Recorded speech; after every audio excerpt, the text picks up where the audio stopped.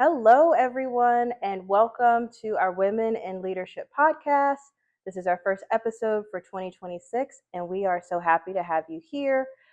Let's introduce ourselves. We know y'all know who we are, but we'll still introduce ourselves. To my right, I have. Hi, everyone. I'm Joy Brunson in Sibuga, and you are. Kimi. And our episode today, it's going to be, Kimi Jones. Thank you. Like, I can't be super formal, and you're super informal. I'm Akimi Jones. And we're happy to have you all here. As we start our episode today, it is hashtag leadership in the new year. Today is good old January 9th. So we're 9 days into the new year. And so, Joy, I think it might be a good idea to tell or talk about how leaders sort of prepare for the new year, right? We're coming out of that, what I call the holiday disassociation, right? Where we don't really care what day it is, what time it is, and then we're thrust into the new year right after the first, and now we have to get back on the grind. So when we're thinking about, you know, how we kick off the new year, what are some tips and tricks, or what are your thoughts? Like, what do you do as a leader when you're preparing for the new year? January 9th, how did you prepare? How did I prepare? So this is a very interesting question, and I will probably give you the answer that's opposite of what everyone else will tell you to do. Because if I look at my social media or emails or whatever, everybody is telling you to do. Like, there's vision board parties everywhere. Oh, yeah. Like, everywhere. Oh, yeah. All the invites. Everybody is doing resolutions or words for the year or something. Like, everyone's doing. And so I do the opposite. And probably people have heard me talk about this a lot, where I think about and want to intentionally rest before starting something new. So I feel like we have a habit of doing this, like, every January I got to start working or doing something, working towards something. And then it kind of like fizzles or falls off, where we work ourselves all year and then January hits again and we start that same mantra. But where do we ever stop, rest, regroup, clear our heads? I get a lot of my best ideas and thoughts through rest or doing something different or building something, like just getting my mind away from work. And so what did I do to prepare for the new year? I rested. I rested in some form or fashion the whole month of December. Took time, like I ended projects. I didn't start anything new. If you heard me talk to anyone at work, I was like, yeah, I'm already in January. It's like, why are you asking me to do stuff in December? Right. I'm not So doing nothing's getting done, right? Nothing's getting done. Nothing's Don't set me getting up for started. failure. Like, I don't have the bandwidth for it. No. That's so fair. That's fair. I always talk about resting and harvest and really just sitting in what you have already done before you start something new. So that's what I did. What did you do? I think I'm along the same lines as you. I have this idea of where I have to do my rev down.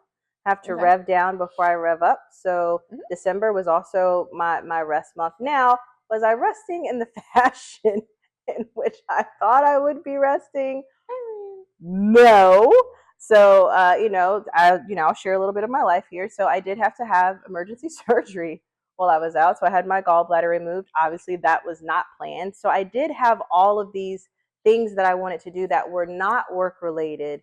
Yeah. But it was for resting. So I wanted to like crochet, and I wanted to start like maybe like a new hobby. But once you get your gallbladder out, like, you have limited mobility, folks. So I felt like the universe was like, as much as you have a plan, this is what I need you to do. I need you to sit down. I need you to do nothing. Isn't and I that need like you forced rest it though? it was forced rest, and it was difficult. Y'all know me, I'm very much a planner, I'm very much a doer. So the universe said, I need you to sit down and just take stock.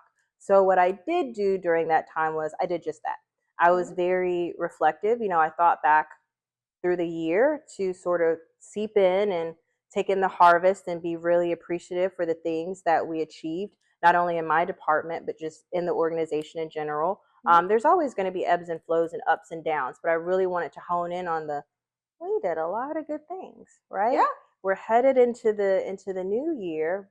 You don't want to start something without being respectful for what you did. Agreed. And I think that's a huge piece of being able to maintain yourself as a leader. Respectfully, y'all, it's a marathon and it's not a sprint.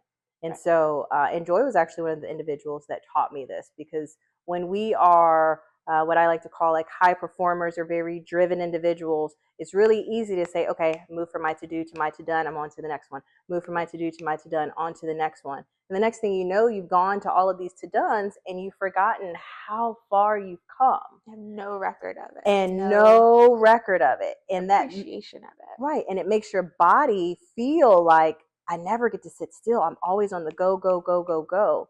I feel like a mature leader understands there's a period to be go, go, go, go, go, but there's also a period to be still and not pick up any additional stimulation, no new projects, not answering no new questions, not even wanting to like tap into that side of your brain. Like, please don't send me into any sort of like critical thinking mode. Once I hit December, I don't want to do any critical thinking. Don't ask me no hard questions. I just want to come on the downward swing, close out all of the last little tidbits I have, make sure I'm not leaving any loose ends. That I had a few just because of me going out, but there were no major ones. So now that I'm coming back into January, I'm able to close the door on 2025 with appreciation, respect, looking at the things that I've learned. And now I'm able to say, now my brain is like, okay, I got a little bit of energy now. It's time for like the rev up.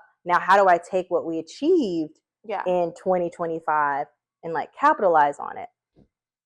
So that's interesting. You did all of that and revved up. I looked back over my year and revved down. Okay, talk about that. Since we're getting transparent here, a lot happened in my personal life last year. And through all of it, when I rested during December, I realized like 2024, I think I took 5 vacations. Yeah, I traveled. You were in the trenches, girl. You were out there. You're busy. I didn't travel last year at all. There was so much happening in like my family life and my personal life that I didn't travel at all. I never got away. And I didn't realize that until I was like, hold up. I didn't do what I usually do to take care of myself. I was much more involved and had like the load of my family last year, and I just powered through. I lost my dad last year. I just powered through. And so at the end of the year, while I'm sitting and reflecting, I'm like, I just powered through everything and just kept going and kept performing. And now I'm at the place of like, yeah, I need to stop and take care of myself a little bit. So going into this year, that's actually what I plan to do. I plan for it to be more of like a year of peace and healing so that I can pour into myself so that I can have more to pour into others. I feel like I'm at a different like your cup is full, my cup isn't full. Like I powered through last year and drained everything and probably left like scorched earth because I was like, I'm getting it done. and now I'm like, all right, so I need to slow down and actually pour into myself a little bit. And kind of maintain where I am so that I can continue forward. So some of my big takeaways from really what we've both said is there's no cookie cutter method to how you prepare for the next year. But I do think the common denominator is you have to take stock, you have to reap your harvest, and you have to be appreciative of your harvest. Even if your harvest did not look the way you intended it to look, because lives, you still had a harvest. And so I think one of my things for, to give leaders or those that are listening to this and looking for some little leadership nuggets is make a list before you even start thinking about it's 2026 new year. Respectfully, I hate when people say new year new me. It is a new year, but you are still you. You're not trying, because it's a lot of work trying to be a whole new person. You might dislike that as much as I dislike vision board parties. It's a lot. So you really have to take stock of what you did well. Like, yes, you want to hone in on your opportunities. That's a part of it. But you want to be appreciative for your journey. And so if you're coming into 2026 and you feel you have an inability, so I'm going to ask everyone right now, take a pause, take like 5 seconds, 5 to 10 seconds, and see if you can think of at least 5 things that you're really appreciative for as far as your harvest. What are the things that you accomplished? What are the things that you feel were improved? What are some of the lessons you learned that maybe you didn't even think you were going to learn? Yeah. Are you able to do that? If not, don't start planning for 2026 yet. You need to, yeah. And I think there's especially as leaders, there's a realism that must come with that. So being able to take stock of where you are, you're right. The new year, new me, but it's understanding where you are and then thinking about a percentage up to like the next level. Oftentimes I see people with these huge like goals. Lofty goals, and those are the ones that get abandoned by the end of January. Baby steps. What do we say as clinicians? It's baby steps. It's no one ever goes, no matter if you're trying to overcome a problem, you're trying to learn something new. You never go from A to Z. It's more like you go from A to 8.5 to B, right? That sort of thing. So it's a marathon, not a sprint. Yeah, and being able to say, okay, this is, even if you just made it through 2025, then it's getting to understanding why, appreciative that you made it, and then taking realistic steps for the next year.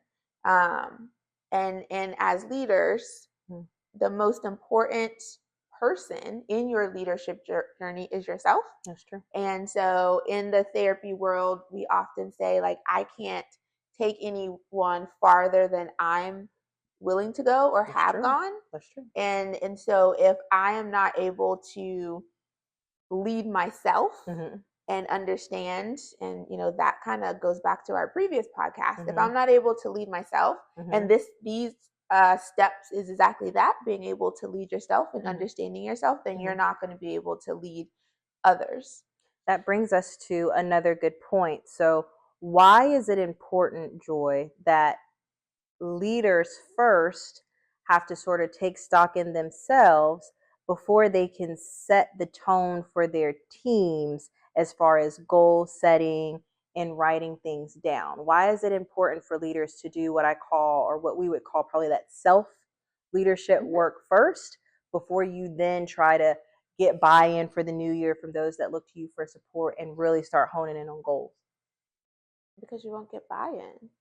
Talk more about that. I feel like buy-in to me is like the word trauma-informed care. It's very much a buzzword, like in the ether. So when we're talking about buy-in, for those listening, they're like, I hear people say it all the time, but what exactly does that mean? And why is there value in buy-in? So let's talk about a little bit about what are the values in taking these steps and how it helps improve buy-in. So I will take this and put it in more of a metaphor. Okay. Think about a parental relationship. Okay. Or that lead friend of the friend group. think about it in that aspect.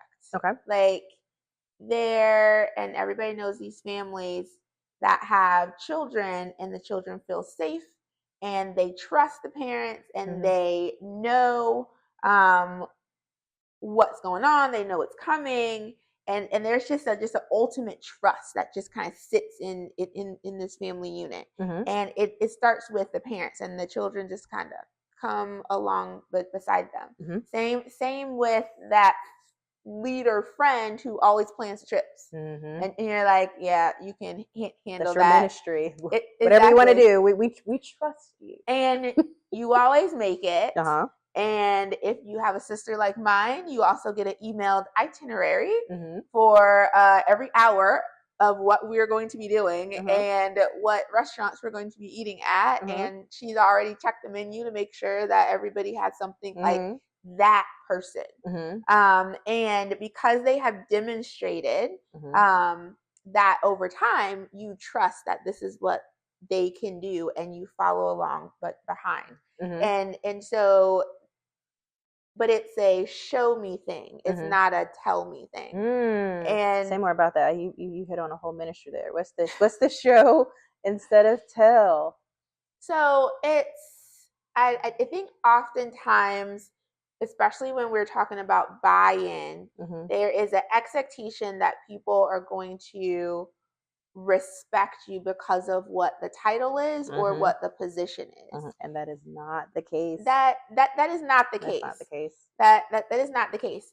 There is always an initial like, oh, that's your title. Okay. You're I got it. And then it's like, I'm gonna sit and watch that part. I want to see what I see when I see you, and whether or not I can align with you. Right. And that's the buy-in piece. It isn't an automatic thing. You get the opportunity to get that buy-in because of the position and the title, but there's work that comes with actually getting that buy-in and keeping that buy-in. And it's not just caring about the person at work. It's caring about their personal life, their family life, is paying attention to where they're like a little bit like what's going on? Like there's something a little different going on with you today. It's showing up consistently every single time, is doing what you say that you're going to do. Consistency it's all of these pieces that then brings this buy-in from others. And once you have it, it starts to like trickle out. So then you don't have to keep doing the same exercise with everyone. Like your reputation will start to precede you, and it'll start speaking for itself. And so it's I think getting out of that I say this versus no, I'm going to show up for you every single time. I'm going to be human. If I make a mistake, I will own that mistake. I will apologize for that mistake. And I will continue on, and I will continue to pour into you. But in order to do that, I have to understand how to do that for myself. Exactly. It's like almost we're talking about inadvertently the formula for buy-in, right? What are the actions that we have to do in order to get buy-in? And so some of the things I've heard are consistency, authenticity. I know we're coming off of our leadership refuel as well, and we've spoken a lot about being an authentic leader. Look, y'all hear me say it all the time. Real recognizes real. And your people know when you looking real unfamiliar, right?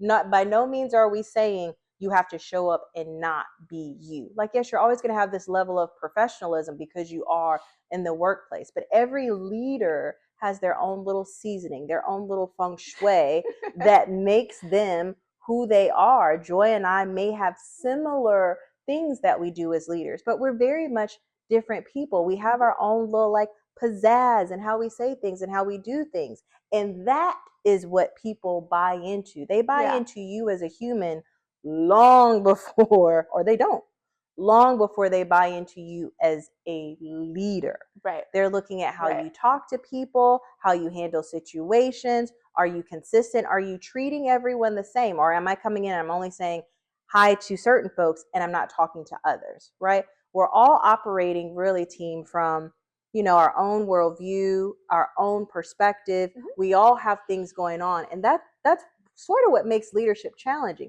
How do I take all of these worldviews and get them together for one mission and vision? Yeah. How do I help the team pull out the value in us coming together so that we can move forward as an intentional, productive unit? And that takes work. But first, we have to know who we are. We also have to know what our blind spots are. We have to know what our opportunities are. So when we accidentally fall into them, because y'all, we human too, we also people, we're able to say, Joy, that was my bad. Charge it to my head and not my heart. Let's start this over. What was it that you were asking me? Because I'm so sorry, I was not paying attention. Right? We're humans. Yes. And when we don't acknowledge our pitfalls, at least for me, when I'm working with leaders and they don't acknowledge those sort of, like, I know you saw what I just saw you do. We gonna sit here like that didn't.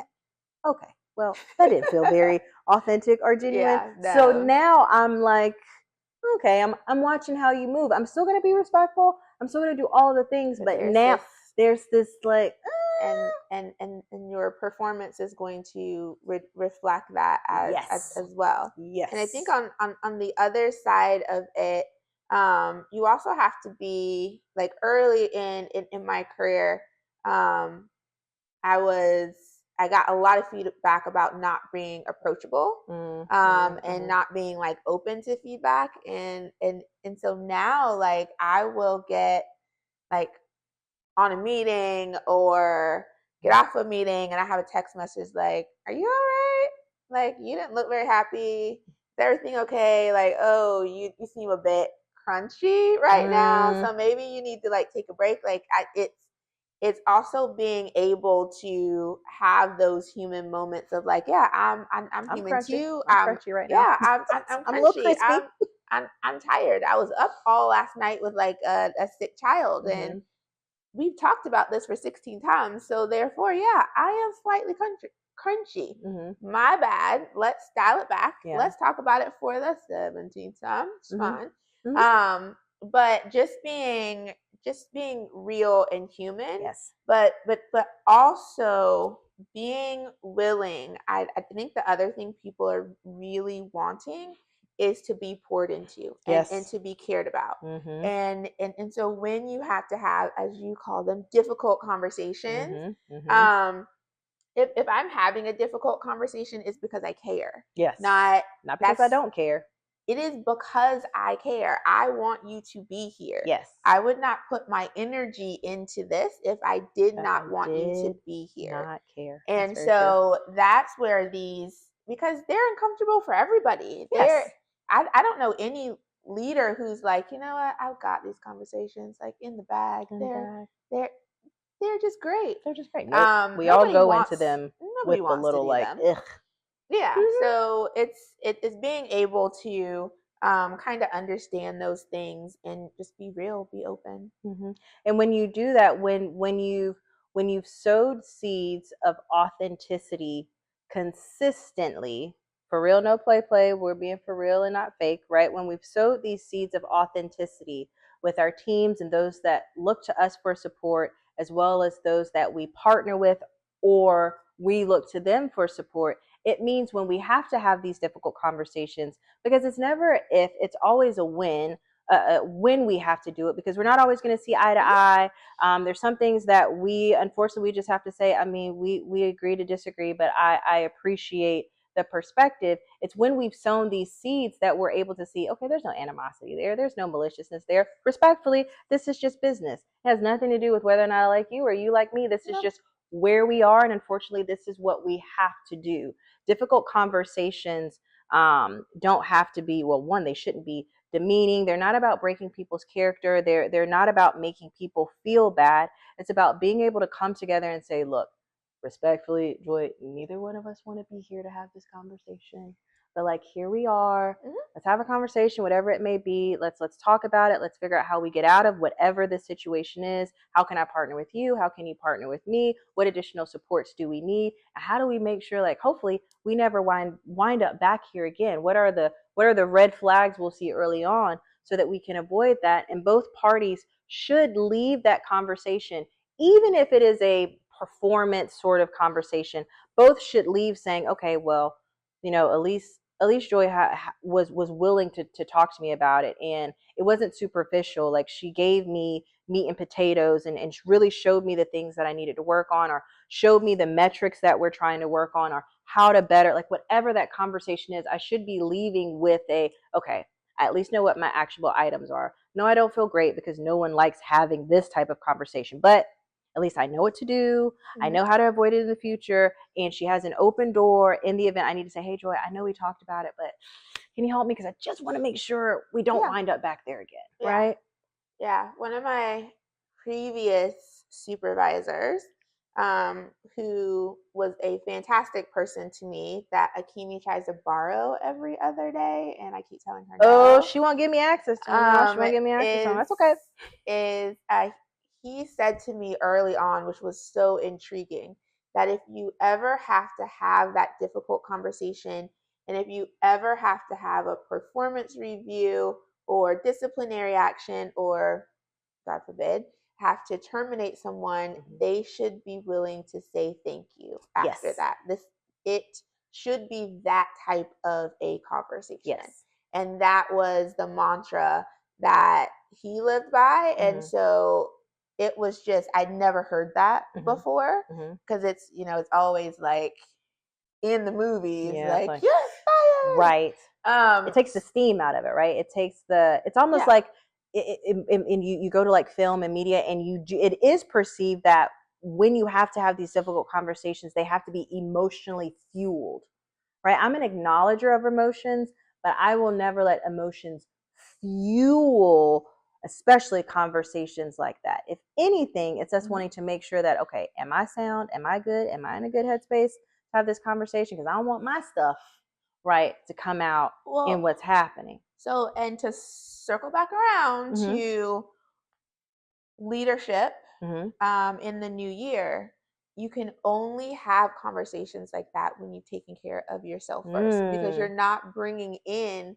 my tiredness from last night, I didn't eat breakfast this morning, or what I realized on my rest in December, I have powered through a year, and I don't know if I'm going to be the leader that I want to be in 2026. So I need to stop and actually like pour into myself again. So that when I do go into these conversations, then I'm not going into them with like a deficit. Right. Because that's when we start taking things personally, and all of this like negativity starts to come out is when I'm not okay myself. And so just kind of bringing it back around to what we were talking about earlier, it's most important to be okay first as a leader, recognizing when you're not okay. I have a huge obligation to the people that I'm serving.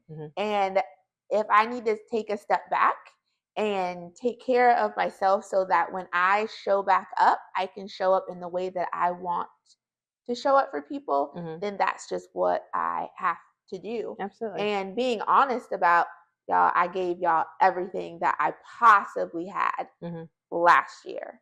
I just need like a moment. I need a moment. Bring it in. We're human too, y'all. We human too. Leaders are human and then I can go again.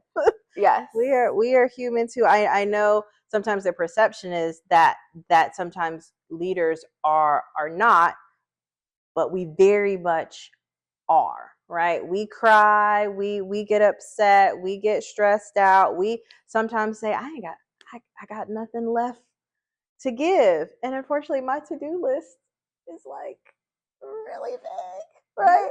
So how do we get through those situations? So I think the common denominator of this part of the conversation is self-care, not in a cliche way. I mean, I know it sounds very cliche, but it's true. You have to take care of you if you're going to be a good support to others. You can't pour from an empty cup. You can't withdraw from an empty bank. You're eventually going to keep withdrawing. And what happens when we overdraw our bank account? We don't make no deposits. They what? Shut down. The bank says, unfortunately, you owe us money and you can no longer do business here. Right. And so we want to make sure that we are taking good care of ourselves as we come into this new year. So it's okay if you didn't do a good job of taking care of yourself in 2025. That means it is a intentional priority in 2026. And that means we're also leading by example, right? If we're saying we want whole, healthy humans working with us, collaborating with us, but we are not whole, healthy humans, then we are hypocrites. Our team members are going to look at us and be like, I mean, we hear you saying like use PTO, but you've literally been working for the past 11 months and you've maybe been taking 3 days off. So hello, pot. I'm kettle, right? So making sure that if we want our teams to be healthy and successful and driven and all of the things, we have to be the example of that for our team. So I know we said, hashtag leadership in the new year, but it sounds like we sort of transitioned our hashtag to self-care as leaders in the new year and pouring into ourselves. Yeah. Well, self-care is, to me, is like your buy-in. Self-care is one of these other words that just get kind of thrown out there. And I'll go back to your bank account analogy. It's not just that the bank shuts you down. You end up paying more. Oh, that is true. Now not only do you have nothing left to give, but you've put yourself in the negative. Now you owe. And they're gonna fine you. Oh, they are. They're gonna get their money. So you end up paying more because you didn't do the deposits. And that's kind of how I felt at the end of 2025. Like I am paying for just going. We got a lot done and very proud of the work that we did. And I did not take care of myself. And so self-care isn't something that is just like a buzzword, right? Or something that you are supposed to be, go get your nails done. It's not just nails and pedicures, right? Yeah, it's not.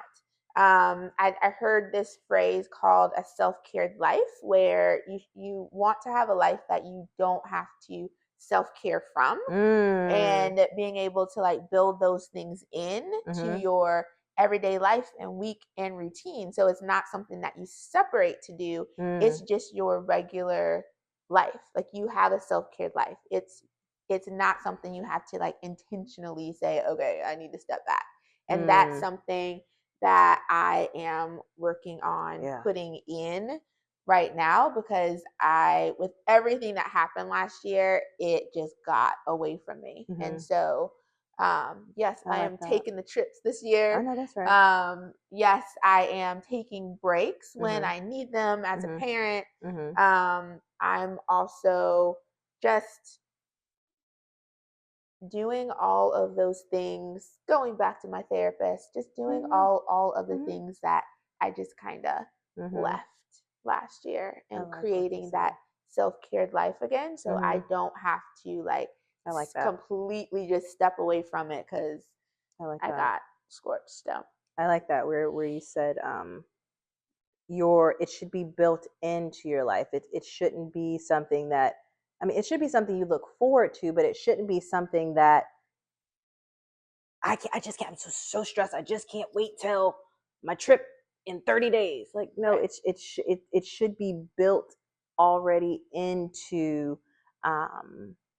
your lifestyle. And Lord knows I'm a work in progress. Sort of piggybacking off of what you said, one of the things I heard while I was out was what it means to have a rich life. And it said individuals that have rich life, for example, are the rich life individuals are not the ones walking around, rushing around with the Starbucks coffee in their cup. Those are not usually the rich life individuals.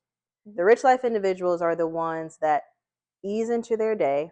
They sit down and they actually enjoy their cup of coffee or hot tea or whatever hot beverage is in their cup, and then they move with intention to the next thing.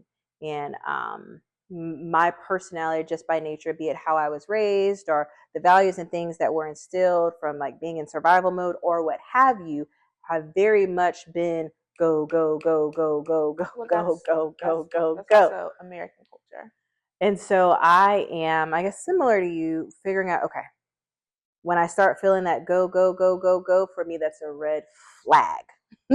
And how do I slow the goes? As Dr. Seuss say, go, dog, go. No, dog, no. We want to go slow. So, I mean, there's always the times where you need to rev up, but I'm really working on not being go, dog, go all the time and just being able to be like, okay, rev, now is the time to rest. Rev, now is the time to rest. And just really getting in a good balanced harmonic rhythm for those things. And guys, these things take time. There's no means this something that's going to be perfected overnight, right? We reinvent ourselves. We go through different chapters of our lives where some years it might be really, really smooth and easy to be restful, and some years it might be very difficult to be restful. And based on what you have going on in your life, if it's your marriage, you have kids, what have you, you've got a lot going on, you're moving, whatever it may be, take stock of those things, acknowledge those things, and take care of yourself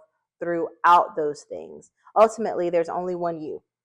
No one's going to come and save you. No one's going to captain save you. So you really have to be intentional about how we take care of ourselves. Yes, so that we can support others, but so that we can also continue to touch others. I'll end on saying that, in my opinion, one of the most important aspects of leadership for me is not like, yes, we do our task, we do our organizational duty, but for me the most important thing about being a leader is how I develop others that look to me for support, how I'm able to see the opportunities in others and pull them forward. To me, the development part of leadership for me is the most important aspect, and I know I can't do that well if I am not well. That's sort of where I'll end it for me. What about you, Joy? You just sparked something that probably also added to a very different 2025 for me, and that was my slowdown of travel. I it's great. This job is great, but if you ever hear me talk, I'm like, I like to see the people. I like to be on the unit. I like to go talk to people. I like to know what's going on, and that's not necessarily my role anymore.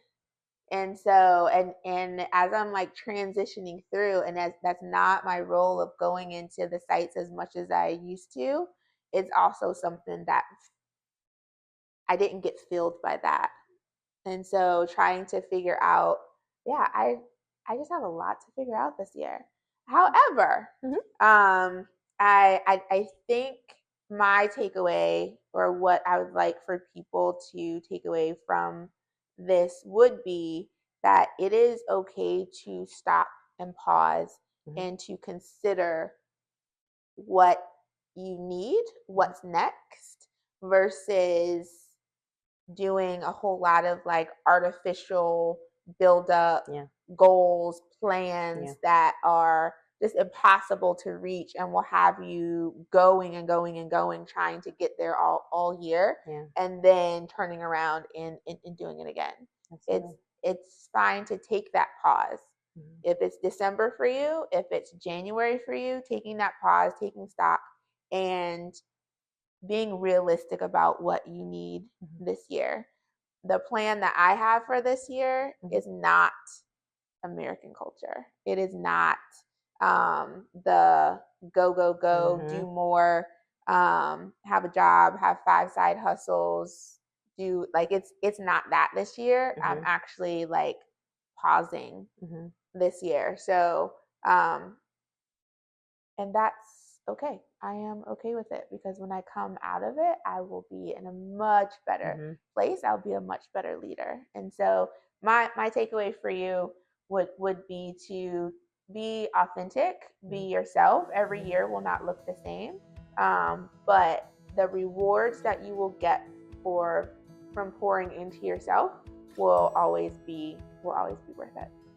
Well, thank you, Joy, for bringing us into the new year, for us being able to spend this time together and have this conversation. Hopefully there were some good leadership nuggets for folks to pull from. Please send us emails with other things that you all would like to hear us talk about. If you're interested and you're a leader, or maybe an aspiring leader and you're interested in maybe being a part of some of our conversations, please let us know. We would love to have some cameos on some of the talks that we are having.